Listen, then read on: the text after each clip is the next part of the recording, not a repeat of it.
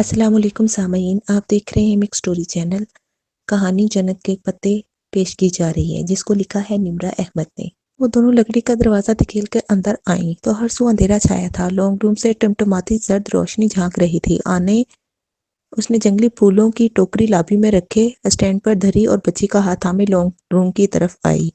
صوفے پہ وہ معمر خاتون اسی طرح بیٹھی تھیں۔ ان کے ہاتھ میں چند نوٹ تھے جو وہ گن کر علیحدہ کر رہی تھی۔ ساتھ ہی وہ لڑکا ان نوٹوں کو دیکھ رہا تھا۔ السلام علیکم آنے، کیسے ہو عبداللہ؟ اس نے بچی کی انگلی چھوڑ دی اور کندھے سے پرس کی اسٹریپس اتارتے ہوئے بڑی میز کی طرف آئی۔ میں ٹھیک ہوں عائشہ۔ لڑکے نے معمر خاتون بڑھائے گئے نوٹ پکڑ لیے اور باہر بھاگ گیا۔ وہ بقیہ نوٹ واپس بٹوے میں رکھنے لگی۔ بجلی والا پول ٹھیک ہوا؟ بٹوا بند کرتے ہوئے انہوں نے پوچھا۔ وہاں بندے کام تو کر رہے ہیں، ابھی گلی میں داخل ہوتے ہوئے ہم نے دیکھا تھا۔ عبداللہ کیوں آیا تھا؟ وہ میز کے ساتھ کھڑی اپنا پرس کھولتی کہہ رہی تھی۔ میرا کام تھا، انہوں نے بچی کا ہاتھ تھامتے ہوئے سرسری سا جواب دیا، جو اب ان کے ساتھ صوفے پر آ بیٹھی تھی۔ کام بھی تھا اور آنے نے اسے پیسے بھی دیے۔ عائشہ گل، تم نے دیکھا وہ صبح قرآن پڑھنے کب سے نہیں آیا، روز بہانے بنا دیتا ہے۔ بچی ناک سکیڑتی کہہ رہی تھی۔ اپنے پرس کو گھنگالتی عائشہ نے پلٹ کر خفگی سے اسے دیکھا۔ بری بات ہے بہارے، کسی کے پیچھے یوں اس کا ذکر نہیں کرتے۔ وہ ایک نظر اس پر ڈال کر واپس اپنے پرس میں کچھ ڈھونڈنے لگی تھی۔ اور یہ وہ لڑکی تھی نا؟ چند لمحے موم کی طرح پگھل کر گر گئے تو اس نے پرس کی چیزیں ہاتھ سے الٹ پلٹ کرتے ہوئے پوچھا، ادھر کیوں آئی تھی؟ یہ عبد الرحمن کے مسئلے ہیں، وہ خود ہی نپٹا لے گا۔ انہوں نے ٹالنا چاہا۔ اچھا، وہ اداسی سے ہنسی، یعنی مسئلہ ابھی تک نپٹا نہیں ہے؟ کیا کہہ رہی تھی؟ صاف انکار۔ انہوں نے گہری سانس لی۔ عبد الرحمن چلا گیا؟ اس نے بات پلٹ دی۔ ہاں، آج صبح کی فلائٹ تھی نا؟ واپسی کا نہیں بتایا؟ کہہ رہا تھا 2 سے 3 ماہ لگ جائیں گے اور شاید اس دفعہ وہ واپس نہ آئے۔ جانے دو آنے، وہ ہر دفعہ یہی کہتا ہے۔ وہ اداسی سے مسکرا کر بولی۔ ایک ہاتھ سے ابھی تک وہ پرس میں کچھ تلاش کر رہی تھی۔ آنے، تمہیں پتا ہے عائشہ مجھ سے ناراض ہے، بہارے اپنے ننھے ننھے سے جوتوں کے تسمے کھولتے ہوئے بتانے لگی۔ آنے نے حیرت سے میز کے ساتھ کھڑی عائشہ کو دیکھا، جس کی ان کی طرف پشت تھی۔ کیوں؟ کیونکہ 7 دن کی تربیت کے بعد آپ کی چہیتی پر یہ اثر ہوا ہے کہ آج یہ بازار میں عین سڑک کے وسط میں کھڑی اپنا پونچو کہیں گرا کر سیاحوں کے کیمروں میں تصویریں بنوا رہی تھی۔ ارے تم اسے سمجھا دو نا، ناراض نہ ہو۔ کس کو سمجھاؤں؟ سفیر کہتا ہے اس کے ماں باپ کو سمجھاؤں، اس کے ماں باپ کہتے ہیں سفیر کو سمجھاؤ، آپ کہتی ہیں بہارے کو سمجھاؤ، بہارے کہتے ہیں میں خود کو سمجھاؤں، اور عبد الرحمن کہتا ہے۔ وہ لمحہ بھر کو رکی، پھر سر جھٹک کر پرس کی چیزیں ایک ایک کر کے باہر نکالنے لگی۔ عبد الرحمن کیا کہتا ہے؟ کچھ نہیں، اس نے نفی میں سر ہلایا، پھر ذرا سی گردن موڑ کر بہارے کو دیکھا جو چہرہ ہتھیلیوں پر گرائے آنے کے ساتھ بیٹھی تھی۔ آج تم نے مجھے بہت خفا کیا ہے بہارے، میں نے کہا تھا نا کہ اچھی لڑکیاں ایسے نہیں کرتی، تو اچھی لڑکیاں کیسے کرتی ہیں عائشہ گل؟ بہارے نے منہ بگاڑ کر اس کی نقل اتاری۔ اچھی لڑکیاں اللہ تعالیٰ کی بات مانتی ہیں، وہ ہر جگہ نہیں چلی جاتی، وہ ہر کسی سے نہیں مل لیتی، وہ ہر کسی سے بات نہیں کر لیتی۔ اس نے پرس میز پر الٹ کر جھاڑا۔ تو میں بری لڑکی ہوں؟ بہارے پل بھر میں روحن کی ہو گئی۔ نہیں، کوئی بری نہیں ہوتی، بس اس سے کبھی کبھی ایسا کچھ ہو جاتا ہے جو برا ہوتا ہے، جس پر اللہ تعالیٰ اس سے ناراض ہو جاتا ہے۔ اور جانتی ہو جب اللہ ناراض ہوتا ہے تو وہ کیا کرتا ہے؟ کیا؟ جب وہ ناراض ہوتا ہے تو وہ انسان کو اکیلا چھوڑ دیتا ہے۔ اور جانتی ہو کہ اکیلا چھوڑنا کیا ہوتا ہے؟ جب بندہ دعا مانگتا ہے وہ قبول نہیں ہوتی، وہ مدد مانگتا ہے تو مدد نہیں آتی، وہ راستہ تلاشتا ہے تو راستہ نہیں ملتا۔ وہ اب میز پر نکلی اشیاء الٹ پلٹ کر رہی تھی۔ خالی پرس اس کے ساتھ ہی اوندھا رکھا تھا۔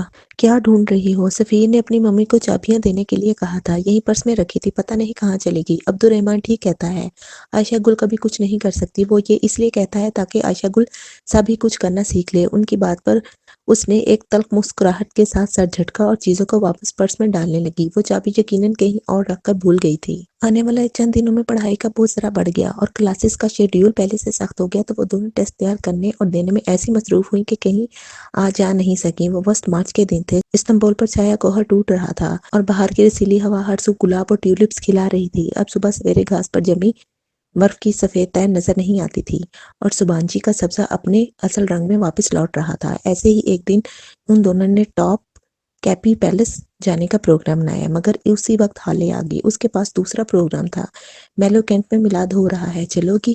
کیوں نہیں، اس بہانے تھوڑا سا ثواب بھی کما لیں گے، ورنہ میں نے اور حیا نے تو ایسی کوئی نیکی کرنی ہی نہیں۔ ڈی جے اپنا پرس بند کرتی ہوئی بولی تھی، ویسے ربیع الاول ختم ہو چکا ہے یا ہونے والا ہے؟ ہو چکا، یہ تو اسٹوڈنٹس کا میلاد ہے اور پڑھائی کے باعث ملتوی ہوتا جا رہا تھا، اس لیے اتنا لیٹ کیا۔ اب چلو۔ میلاد میں 10 دینے والی لڑکی اونچی چوکی پر بیٹھی تھی، سامنے رکھی چھوٹی میز پر کھلی کتاب سے پڑھ کر ترک میں درس دے رہی تھی، ساتھ ہی وہ ایک شرمندہ نگاہ سامنے دیگر لڑکیوں کے ساتھ بیٹھی حیا اور خدیجہ پر بھی ڈال لیتی، جو سروں پر دوپٹے لپیٹے بہت توجہ سے درس سن رہی تھی۔ مدرس لڑکی سخت شرمندہ تھی، حاضرین کی انگریزی اچھی نہیں تھی، اس لیے اس کی مجبوری تھی کہ اسے ترک میں درس دینا پڑ رہا تھا، اور اسے یقین تھا کہ بظاہر بہت توجہ اور غور سے سنتی پاکستانی ایکسچینج اسٹوڈنٹ کو سمجھ کچھ نہیں آ رہا۔ درس ختم ہوا تو وہ لڑکی ان کی طرف آئی اور بہت معذرت خواہانہ انداز میں ان کو دیکھا۔ آپ کی سمجھ میں تو کچھ نہیں آیا ہوگا؟ لیں، سمجھ کیوں نہیں آیا؟ ڈی جے نے ناک سے مکی اڑائی۔ پہلے آپ نے حجر اسود کو چادر پر رکھنے والا واقعہ بتایا، پھر غار ہرا، وہی مسلمانوں کی ابتدائی تکالیف، حضرت ابو بکر صدیق کی قربانیاں، ابو جہل بن ہشام کی گستاخیاں، حضرت عمر کا قبول اسلام، ہجرت مدینہ، پھر غزوہ بدر۔ لڑکی نے بے یقینی سے پلکیں جھپکائیں۔ آپ کو ترک آتی ہے؟ ترک نہیں آتی، مگر اپنی ہسٹری ساری سمجھ میں آتی ہے، وہ جواباً ہنس کر بولی۔ ترک اردو جیسی ہی لگتی تھی، اور وہ واقعتاً صحابہ اکرام رضی اللہ تعالیٰ عنہ کے اسما کے باعث سب سمجھ پا رہی تھی۔ شکریہ شکریہ، وہ اتنی خوش ہوئی کہ اس کا چہرہ گلابی پڑ گیا۔ میلاد ختم ہوا تو حالے کی امی کا فون آ گیا، انہیں کوئی ضروری کام تھا، سو حالے نے ان کے ساتھ جانے سے معذرت کر لی۔ اب انہیں ٹاپ کیپی پیلس جانا تھا۔ دو لوگ اکیلے تو نہیں ہوتے۔ وہ ٹاکسی میں اسکوائر پر بس سے اترے تو حیا نے اسے تسلی دی۔ ڈی جے ہنس دی، پھر بھی تیسرے کو ساتھ لینے میں کیا حرج ہے؟ وہ استقلال اسٹریٹ کی جانب مڑی تو قدم خود بخود برگر کنگ کی جانب اٹھنے لگے۔ وہ چلے گا ہمارے ساتھ؟ اس روز کتنا غصہ کیا تھا اس نے، یاد ہے؟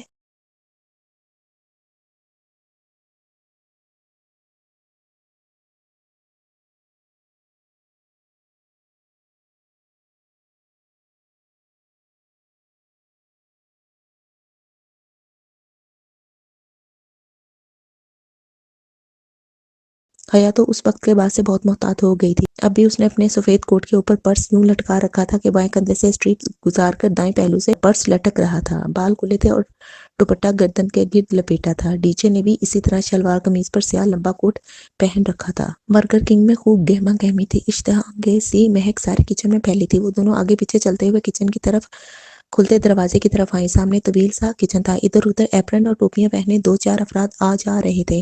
ایک سلیب کے ساتھ وہ بھی کھڑا تھا، جینز اور شرٹ پر سفید ایپرن پہنے، ہاتھ میں بڑا سا ٹوکا لیے وہ کٹنگ بورڈ پر رکھے گوشت کے بڑے بڑے ٹکڑوں کو کھٹاکھٹ کاٹ رہا تھا۔ گڈ مارننگ مینیجر، دونوں نے چوکٹ میں کھڑے ہو کر آواز بلند پکارا تو اس کا تیزی سے چلتا ہوا ہاتھ رکا۔ اس نے گردن اٹھا کر ان دونوں کو دیکھا، پھر سر سے پاؤں تک ان کا جائزہ لیا۔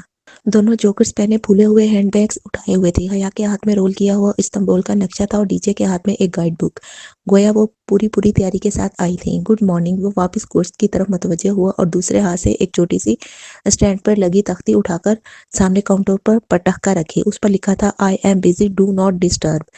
حیا اور خدیجہ نے ایک دوسرے کو دیکھا، پھر حیا وہی چوکٹ کے ساتھ ٹیک لگائے بازو سینے پر لپیٹے زیر لب مسکراتے ہوئے اسے دیکھنے لگی، جبکہ خدیجہ مسکراہٹ دبائے آگے بڑھی۔ ہم ٹاپ کیپی پیلس جا رہے ہیں، خدیجہ نے کاؤنٹر کے سامنے آ کر اطلاع دی۔ استقلال اسٹریٹ سے باہر نکلو، ٹاکسم سے میونسپلٹی بس پکڑو، وہ پہنچا دے گی۔ وہ سر جھکائے ایک ہاتھ سے گوشت کا ٹکڑا پکڑے دوسرے سے کٹ کٹ چھرا چلا رہا تھا۔ مگر ہمیں ایک ہینڈسم سا گائیڈ بھی چاہیے، ہینڈسم گائیڈ ابھی مصروف ہے، کسی غیر ہینڈسم گائیڈ سے رابطہ کرو۔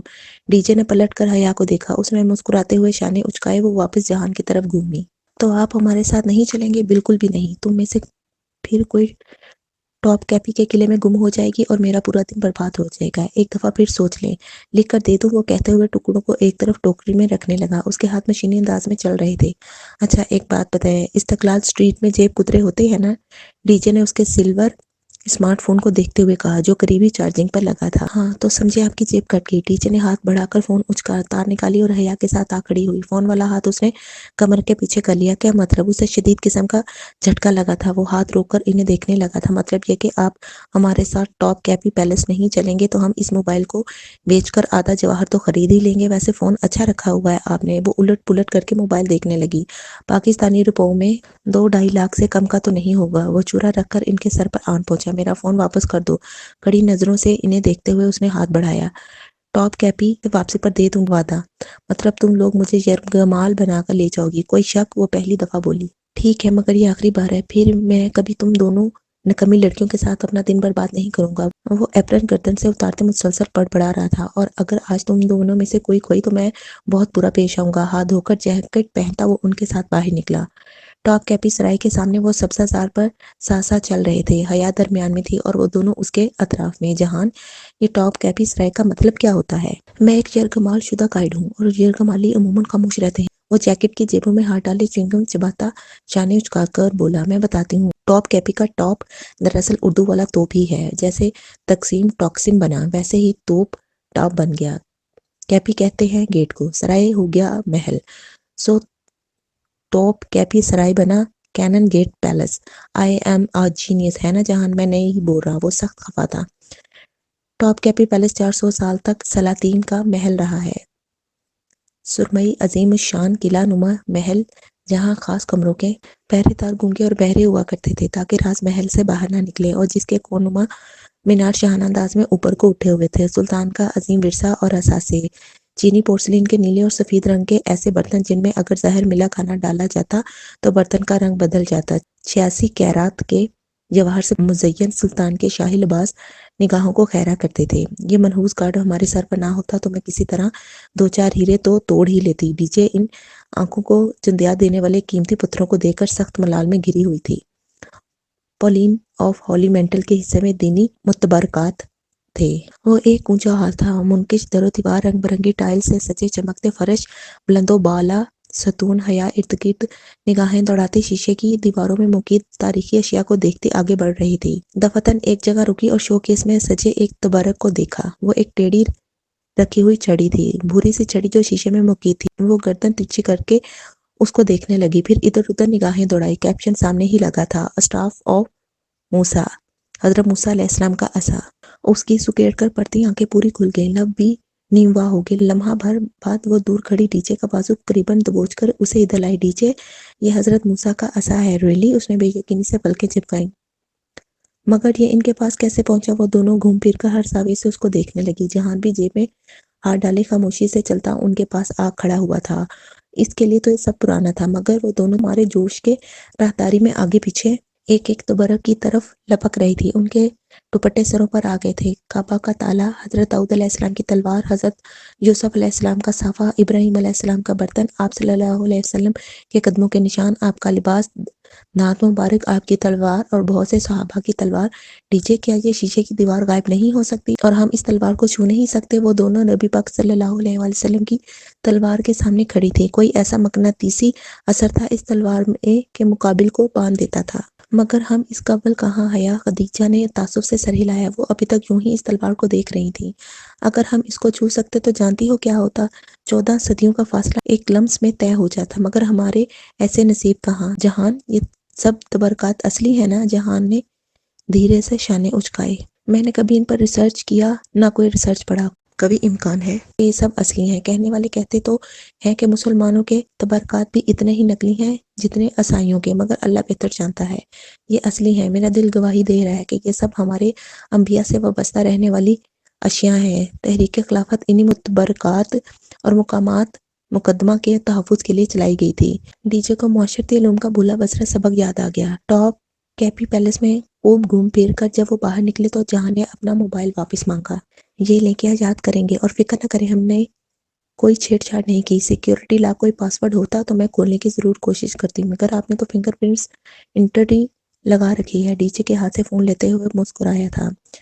ٹاپ کیپی کے ساتھ ایک ریسٹورنٹ سے جہاں نے ان کو بہت اچھا سا کھانا کھلایا، ترکی کا اب تک کا بہترین کھانا، اور کھانے کے دوران ہی خدیجہ سر درد شکایت کرنے لگی۔ جب تک کھانا ختم ہوا وہ بہت پس مردہ سی لگنے لگی تھی، اس کا سر ایک دم ہی سے درد سے پھٹنے لگا تھا۔ میرا خیال ہے میں واپس ڈروم جا کر ریسٹ کروں، تم لوگ اکیلے گھومو پھرو۔ اس کی طبیعت واقعی خراب لگ رہی تھی۔ سو انہوں نے اسے جانے دیا، وہ چلی گئی تو وہ دونوں ٹاپ کیپی پیلس کی پچھلی طرف آ گئے۔ وہاں ایک وسیع اور ریز سفید سنگ مرمر کے چمکتے فرش والا برآمدہ تھا جسے اونچے سفید ستونوں نے تھام رکھا تھا۔ برآمدے کے آگے فاصلے فاصلے پر چوکور چبوترے سے بنے ہوئے تھے جن کے سامنے ٹیرس کی طرح چند گز چوڑا کھلا احاطہ تھا۔ اس کے آگے اونچی سفید منڈیر بنی تھی، وہاں کھڑے ہو کر منڈیر پر کونیاں رکھ کر دیکھو تو نیچے بہتا مرمرہ جھاگ اڑاتا سمندر دکھائی دیتا تھا۔ وہ جگہ اتنی خوبصورت تھی کہ دل چاہتا تھا انسان صدیوں تک وہاں بیٹھا سمندر دیکھتا رہے۔ تھک گئے ہو؟ دونوں ستون کے ساتھ ٹیک لگائے چبوترے کے کنارے بیٹھے تھے۔ جب حیا نے پوچھا، اسے جہان ذرا تھکا تھکا لگا تھا۔ نہیں میں ٹھیک ہوں، ذرا سا بخار ہے شاید۔ اس نے خود ہی اپنا ماتھا چھوا، پھر اسپات میں سر ہلاتے ہوئے جیکٹ کی جیب سے گولی کی ڈبیاں نکالی۔ ڈھکن کھول کر ڈبی ہتھیلی پر الٹی، 2 گولیاں الگ کی اور ڈبی بند کرتے ہوئے دونوں گولیاں منہ میں ڈالی، پھر نکل لی۔ میرے پاس پانی تھا، وہ پرس کھولنے لگی لیکن تب تک وہ نکل چکا تھا۔ تم ٹھیک ہو؟ وہ تشویش سے اس کا چہرہ دیکھ رہی تھی۔ صبح ریسٹورنٹ سے نکلتے ہوئے اسے یوں ہی جہان کی آواز دھیمی لگی تھی، مگر اس نے پوچھا نہیں۔ اب شاید اس کا بخار شدید ہو گیا تھا کیونکہ چہرے پر اثرات آنے لگے تھے، سرخ ہوتی آنکھیں اور نڈھال سا چہرہ۔ بس میں نے دیکھ لیا سمندر، اب چلتے ہیں واپس۔ تمہیں گھر جا کر ریسٹ کرنی چاہیے۔ گھر جاتے جاتے گھنٹہ لگ جائے گا، میں نے ابھی دوائی لی ہے، اس کا اثر ہونے میں ذرا وقت لگے گا۔ ابھی یہیں بیٹھتے ہیں، وہ نفی میں سر ہلاتے ہوئے تھکان سے کہہ رہا تھا۔ چند لمحے خاموشی سے بیت گئے۔ ان چبوتروں پر دور دور تک ٹولیوں کی صورت میں سیاح بیٹھے نظر آ رہے تھے۔ بہت سے لوگ آگے منڈیر کے ساتھ کھڑے ہوئے سمندر کو دیکھ رہے تھے۔ میں تھوڑی دیر یہاں لیٹ جاؤں؟ تم اکیلی بور تو نہیں ہوگی؟ ابھی میں واپس نہیں جانا چاہتا، میری لینڈ لیڈی شاید آج آئے جھگڑا کرنے، میں فی الحال اس کا سامنا نہیں کرنا چاہتا۔ نہیں نہیں، تم لیٹ جاؤ، یہ شال لے لو۔ اس نے بیگ سے شال نکال کر اسے تھمائی۔ وہاں ٹھنڈی ہوا بہت تیز تھی۔ یہ شال وہ اور ڈی جے بطور پکنک میٹ کے استعمال کرتی تھی۔ تھینکس۔ وہ ستون کے ساتھ فرش پر لیٹ گیا، آنکھوں پر بازو رکھے وہ گردن تک شال کمبل کی طرح ڈالے کب سو گیا اسے پتہ نہ چلا۔ اسے یقیناً بہت سردی لگ رہی تھی۔ وہ اس سے ایک زینہ نیچے آ بیٹھی تھی، ہر چند لمحے بعد گردن موڑ کر اوپر جہان کو دیکھ لیتی تھی۔ وہ سو چکا تھا، سمندر کی لہروں کا شور وہاں تک سنائی دے رہا تھا۔ وہ اپنا ترکی والا موبائل نکال کر یوں ہی ان باکس نیچے کرنے لگی تھی۔ وہاں چند دن پہلے کا ایک ایس ایم ایس ابھی تک پڑا تھا، اس نے اس کا جواب نہیں دیا تھا اور کئی دفعہ پڑھ لینے کے باوجود مٹایا نہیں تھا۔ وہ بیو قدا سے واپسی کے اگلے روز انڈیا کے ایک غیر شناسا موبائل نمبر سے آیا تھا۔ مجھے آپ کے جواب سے خوشی نہیں ہوئی، مگر میں آپ کی رائے کا احترام کرتا ہوں۔ آج کے بعد آپ سے کبھی رابطہ نہیں کروں گا۔ جو تکلیف میں نے آپ کو پہنچائی اس کے بدلے میں اگر آپ مجھے معاف کر دیں تو یہ آپ کی بڑائی ہوگی۔ اور کبھی آپ کو استنبول میں کوئی مسئلہ ہو، سرکاری کام ہو یا غیر سرکاری کام، قانونی غیر قانونی، مجھے صرف ایک ایس ایم ایس کر دیجیے گا، آپ کا کام ہو جائے گا۔ اے آر پی۔ اس پیغام کے بعد اس شخص نے واقعتاً کوئی رابطہ نہیں کیا تھا۔ وہ اب استنبول میں بہت آزادی سے، بہت مطمئن دل و دماغ کے ساتھ گھومتی تھی۔ اسے پہلے کی نسبت اب اے آر پی سے ڈر نہیں لگتا تھا، مگر اس وقت وہ پیغام دوبارہ پڑھتے ہوئے اس کے ذہن میں ایک خیال گوندے کی طرح لپکا۔ اس نے پلٹ کر احتیاط سے جہان کو دیکھا۔ وہ آنکھوں پر بازو رکھے سو رہا تھا۔ وہ واپس سیدھی ہوئی اور رپلائی کا بٹن دبایا۔ اس پیغام کا جواب اسے کبھی نہ کبھی تو دینا ہی تھا۔ اس نے سوچا تھا کہ خوب غور و فکر کر کے کچھ ایسا لکھ کر بھیجے وہ بھڑکے بھی نہیں اور دوبارہ اس کا پیچھا بھی نہ کرے۔ اچانک اسے ایک عجیب سا خیال آیا تھا۔ جہان کو صرف بخار نہیں تھا، وہ پریشان بھی تھا۔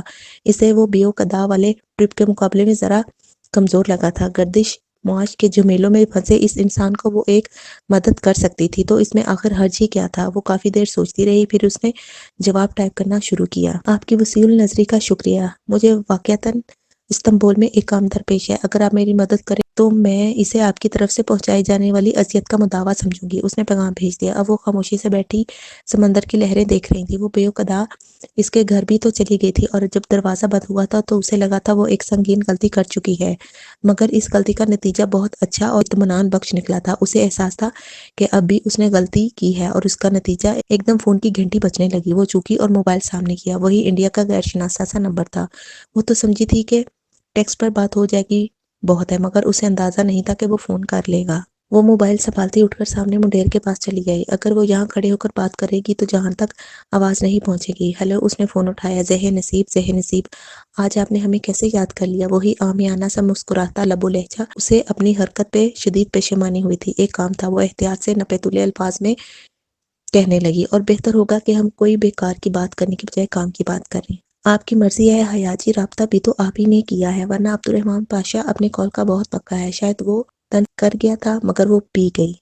میرے کزن کا ریسٹورنٹ ہے استقلال اسٹریٹ پر، برگر کنگ، اس کی قسطیں ادا نہیں ہوئیں۔ ریسٹورنٹ کی مالکہ آج کل میرے کزن کو تنگ کر رہی ہے، کیا وہ اسے سال 2 سال کی مہلت نہیں دے سکتی؟ کون سا کزن؟ وہ جیسے چونکا تھا۔ جہان سکندر۔ وہ ہلکائی۔ اسے نہیں پتا تھا کہ وہ ٹھیک کر رہی ہے یا غلط، مگر وہ یوں ہاتھ پہ ہاتھ دھر کر بیٹھی اسے پریشانی سے تھکتے بھی نہیں دیکھ سکتی تھی۔ اچھا، تو آپ چاہتی ہیں کہ میں آپ کے کزن کا مسئلہ حل کر دوں اور یہ کہ اس کی مالکہ اس کو پھر سے تنگ نہ کرے؟ جی۔ وہ ہولے سے ہنس دیا۔ میں کچھ کرتا ہوں، آپ فکر نہ کریں۔ اس نے فون رکھ دیا اور سوچنے لگی کہ وہ ہنسا کیوں تھا۔ وہ واپس آ کر جہان کے ساتھ بیٹھ گئی۔ چند لمحے لگے اسے نارمل ہونے میں۔ اس نے وہی کیا جو اس کو ٹھیک لگا تھا، اور اب وہ ذرا مطمئن ہوئی تھی۔ کافی دیر وہیں ستون کے ساتھ ٹیک لگائے بیٹھی رہی۔ اس کے عقب میں ٹاپ کیپی کا عظیم محل تھا، اور سامنے مرمرہ کا سمندر۔ بہت لمحے محل کی دیواروں سے رینگتے مرمرے پانیوں میں گھل گئے تو ایک دم جہان کا موبائل بجا۔ وہ جیسے ایک جھٹکے سے اٹھ بیٹھا، شال ہٹائی اور جیب سے موبائل نکالا۔ تب تک کال کرنے والا شاید کال کاٹ چکا تھا۔ ریسٹورنٹ سے آ رہی ہے کال، میرا خیال ہے واپس چلتے ہیں۔ وہ چلاک لومڑی نہ آئی ہو کہیں، وہ پریشانی سے کہتا اٹھ کھڑا ہوا۔ سب ٹھیک ہو جائے گا، تم کیوں فکر کرتے ہو؟ بڑے اطمینان سے کہتے ہوئے اس کے ساتھ کھڑی ہوئی۔ جہان نے اس کی بات پر تھکے تھکے سے انداز میں نفی میں سر ہلا دیا۔ کافی دیر بعد جب وہ دونوں ساتھ ساتھ چلتے ہوئے استقلال اسٹریٹ میں داخل ہوئے تو حیا نے کہا، آج میں تمہارا برگر کھا کر جاؤں گی، کیونکہ ڈی جے اور تم نے اپنی بیماری میں مجھے بالکل اگنور کر دیا ہے۔ کہا لینا وہ دھیرے سے مسکرایا، مگر اگلے ہی پل ٹھٹک کر رک گیا۔ مسکراہٹ چہرے سے غائب ہو گئی۔ حیا نے اس کی نگاہوں کے تعاقب میں دیکھا، سامنے برگر کنگ تھا۔ اس کی شیشے کی دیوار میں بڑا سا سوراخ تھا، اور اس سوراخ کے گرد مکڑی کے جالے کی مانند دراڑیں پڑ گئی تھی۔ وہ ایک دم تیزی سے دوڑتا ریسٹورنٹ کی طرف لپکا، جبکہ وہ وہیں ششدر سی کھڑی رہ گئی۔ اس کی سماعتوں میں ایک کہکا گونجا تھا۔ دوسرے ہی پل وہ بھاگ کر ریسٹورنٹ میں داخل ہوئی۔ اندر کا منظر دیکھ کر اس کا دماغ سائیں سائیں کرنے لگا۔ کھڑکیوں کے ٹوٹے شیشے، الٹا بکھرا ٹوٹا فرنیچر، اونتی میزیں، ٹکڑے ٹکڑے ہوئے برتن، ہر جگہ توڑ پھوڑ کے آثار تھے۔ عملے کے ایک شخص کے ساتھ دو پولیس والے کھڑے تھے۔ ایک افسر ہاتھ میں پکڑے کلپ بورڈ پر لگے کاغذ پر کچھ لکھ رہا تھا۔ جہان وہ سب کچھ دیکھتا ان پولیس افسر کی طرف آیا۔ وہ اس سے کچھ پوچھ رہے تھے، اور وہ صدمے اور شوق سے گنگ نفی میں سر ہلاتا کچھ کہہ نہیں پا رہا تھا۔ یہ سب کیا ہے؟ اس نے قریب سے گزرتے شیف کو روک کر پوچھا۔ جواباً اس نے تعصب سے سر ہلا دیا۔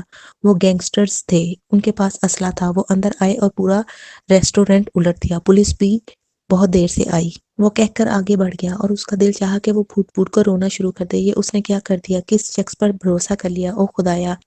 پولیس افسر کی کسی بات کے جواب میں کچھ کہتے جہان کی نگاہ اس پر پڑی، جو بمشکل آنسو روکے کھڑی تھی۔ اس نے اسے ہاتھ سے جانے کا اشارہ کیا۔ وہ وہیں کھڑی رہی۔ وہ اس کی طرف آ گیا۔ تم جاؤ، ٹاکسم سے بس پکڑ لینا، میں تم سے بعد میں بات کروں گا۔ وہ تھکا سا کہہ رہا تھا۔ اس کا چہرہ پہلے سے زیادہ پسمردہ اور تھکن زدہ لگ رہا تھا۔ وہ سر ہلا کر آنسو پیٹتی پلٹ گئی۔ یہ تم نے کیا کر دیا حیا؟ جو اس کے پاس تھا اسے بھی ضائع کرا دیا۔ آئی ہیٹ یو حیا، آئی ہیٹ یو۔ خود کو ملامت کرتی وہ خاموش آنسوؤں سے روتی واپس ٹاکسم جا رہی تھی۔ ایک لمحے کو اس کا دل چاہا کہ وہ فون کر کے اس شخص کو بے نقاب سنائے، مگر شاید وہ یہی چاہتا تھا، رابطہ رکھنے کا کوئی بہانہ نہیں۔ اب وہ اسے کبھی فون نہیں کرے گی۔ وہ گہری نیند میں تھی۔ سیاہ گپ اندھیرے میں جب دور ایک چیختی ہوئی ایک آواز نے سماعت کو چیرا۔ اندھیرے میں دراڑ پڑی، دور سے آتی آواز قریب ہوتی گئی۔ اس نے پلکیں جدا کرنی چاہی تو جیسے ان پر بہت بوجھ تھا۔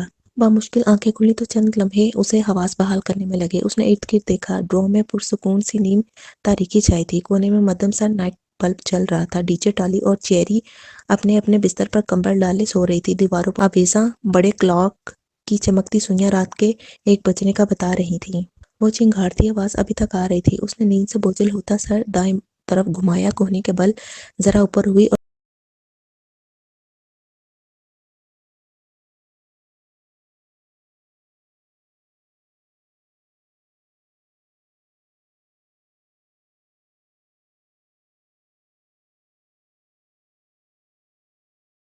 دو کا ہنسا تھا۔ حیا نے اسکرین کے کونے پر لکھے ٹائم کو دیکھا۔ رات کا 1 بج رہا تھا۔ یہاں 1 بجا تھا۔ پاکستان میں 3 بجے ہوں گے۔ آدھی رات کو آنے والا فون اور مہمان کبھی اچھی خبر نہیں لاتے، اور نہ ریسیو کرنے والی کال اس پرچی کی مانند ہوتی ہے جو کوئی گھوپ کر نکالنا بھول گیا ہو۔ اس کی ساری نیند اور سستی پل بھر میں بھاگ گئی۔ تایا اس وقت کیوں کال کر رہے تھے؟ وہ ٹھیک تو تھے نا؟ اماں، ابا، روہیل سب ٹھیک تو تھے نا؟ پتہ نہیں کیا مسئلہ ہے۔ وہ تڑپ کر واپس کال ملانے لگی۔ پھر یاد آیا کہ اس میں بیلنس نہیں تھا۔ اس نے بے بسی سے اپنے پاکستانی موبائل کو دیکھا جو تکیے کے اس طرف رکھا تھا۔ اس میں بھی بیلنس ختم تھا، بلکہ اس فون میں تو ترکی آنے کے بعد بیلنس ہی نہیں ڈلوایا تھا۔ اس نے کمبل پھینکا اور سیڑھیاں پھلانگ کر نیچے اتری۔ وہ اپنے نائٹ سوٹ میں ملبوس تھی، گلابی چیک والا ٹراؤزر اور کھلا لمبا کرتا۔ D J D J, mobile دو اپنا۔ اس نے ڈی جے کے بنک پر چڑھ کر اس کو جھنجھوڑا۔ وہ بمشکل ہلی۔ نیند مت خراب کرو میری، سیدھے جہنم میں جاؤ گی تم۔ ڈی جے نے بند آنکھوں سے بڑبڑاتے ہوئے کروٹ بدلی۔ اس کا موبائل وہیں تکیے کے ساتھ رکھا تھا۔ حیا نے موبائل جھپٹا اور نیچے اتری۔ ٹالی کے بینک کی کرسی کھینچ کر بیٹھی اور اپنے موبائل سے تایا کا نمبر دیکھ کر ڈی جے کے فون پر ملانے لگی۔ فون نمبر حیا سلیمان کو کبھی یاد نہیں رہتے تھے۔ نمبر ملا کر اس نے فون کان سے لگایا۔ لمحہ بھر کی خاموشی کے بعد وہ مشینی نسوانی آواز ترکی میں کچھ بکنے لگی، جس کا مطلب یہ تھا کہ ڈی جے جلیل کا بیلنس بھی ختم تھا۔ اس نے جھنجھلا کر فون کان سے ہٹایا۔ یورپی یونین کا سہارا، اسکالرشپ، استقلال اسٹریٹ اور جواہر میں شاپنگ پر اڑا دینے والیوں کے ساتھ یہی ہونا چاہیے تھا۔ اسی پل فون پھر سے بجا۔ طاہر فرقان کالنگ۔ اس نے جھٹ سے کال اٹھائی۔